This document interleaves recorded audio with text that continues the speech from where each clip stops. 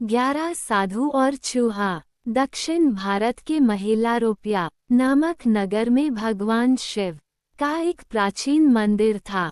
मंदिर की देखभाल, पूजा पाठ और अन्य समस्त कार्यों की जिम्मेदारी एक साधु के जिम्मे थी, जो उसी मंदिर के प्रांगण में स्थित एक कक्ष में रहा करता था। साधु की दिनचर्या भोर होते ही प्रारंभ हो जाती, जब वह स्नान कर मंदिर में आरती संपन्न करता और फिर गांव में भिक्षा मांगने निकल जाता। गांव के लोग साधु को बहुत मानते थे, इसलिए भिक्षा में अपने सामर्थ्य से अधिक ही दिया करते थे।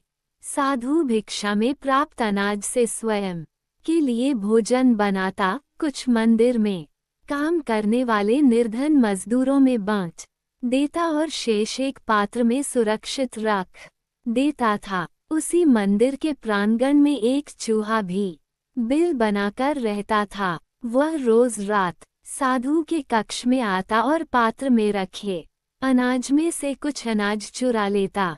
जब साधु को चूहे की करतूत के बारे में ज्ञात हुआ, तो वह पात्र को एक ऊंचे स्थान पर लटकाकर रखने लगा। लेकिन इसके बाद भी चूहा किसी न किसी तरह पात्र तक पहुंच जाता। उसमें इतनी शक्ति थी कि वह छलांग लगाकर इतनी ऊंचाई पर रखे पात्र तक आसानी से पहुंच जाता था। इसलिए चूहे को भगाने के लिए साधु अपने साथ एक छड़ी रखने लगा। जब भी चूहा पात्र के पास पहुंचने का प्रयास करता, वो छड़ी से वार कर उसे भगाने का प्रयास करता। हालांकि बहुत प्रयासों के बावजूद अवसर पाकर चूहा कुछ न कुछ पात्र से चुरा ही लेता था। एक दिन एक सन्यासी मंदिर में दर्शन के लिए आए। वे साधु से मिलने उसके कक्ष में गए। साधु ने उनका स्वागत किया और दोनों बैठकर वार्तालाप करने लगे। परंतु साधु का पूरा ध्यान सन्यासी की बातों में नहीं था। वह हाथ में छड़ी पकड़े हुए था और उससे बार बार जमीन को ठोक रहा था। अपनी बातों के प्रति साधु का विरक्त भाव देख सन्यासी क्रुद्ध हो गए और बोले, प्रतीत होता है कि मेरे आगमन से तुम्हें कोई प्रसन्नता नहीं हुई। मुझसे भूल हो गई जो मैं तुमसे मिलने आ गया। अब मैं कभी यहाँ नहीं आऊँगा।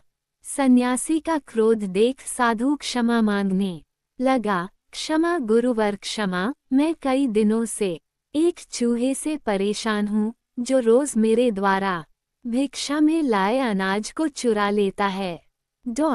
अनाज के पात्र को ऊंचे स्थान पर लटकाकर मैं छड़ी से जमीन को ठोकता रहता हूँ, ताकि चूहा डर से यहाँ न आए। किंतु वो किसी न किसी तरह पात्र में से अन्न चुरा ही लेता है। उस चूहे के कारण मैं आपकी ओर पुनर्तः ध्यान नहीं दे पाया। क्षमा करें। सन्यासी साधु की परेशानी समझ गया और बोला, अवश्य ही वह चूहा शक्तिशाली है, तभी इतनी ऊंचाई पर रखे पात्र तक छलांग लगाकर अन्न चुरा लेता है। हमें उसकी शक्ति के पीछे का रहस्य पता करना होगा। शक्ति का रहस्य? साधु बोला, हाँ, उस चूहे ने अवश्य कहीं अनाज संचित कर रखा होगा। वही उसके आत्मविश्वास का कारण है। उससे ही उसका भयहीन है और शक्ति का अनुभव करता है और इतना ऊंचा कूद पाता है। साधु और सन्यासी इस निष्कर्ष पर पहुँचे कि किसी भी तरह चूहे के बिल को ढूंढना होगा और उसके अनाज के भंडार तक पहुंचना होगा। अगली सुबह दोनों ने चूहे का पीछा करने का निश्चय किया। प्रातः दोनों चूहे का पीछा करते हुए उसके बिल के प्रवेश द्वार तक पहुंच गए। सन्यासी ने साधु से कहा, इस बिल की खुदाई करो। साधु ने कुछ मजदूरों को बुलवाया।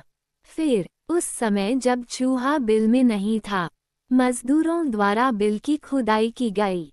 खुदाई में वहां अनाज का विशाल भंडार मिला, जो चूहे द्वारा चुराकर वहां एकत्रित किया गया था। सन्यासी के कहने पर साधु ने वह सारा अनाज वहां से हटवा दिया। इधर जब चूहा अपने बिल में लौटा तो सारा अनाज नदारद देख दुखी हो गया।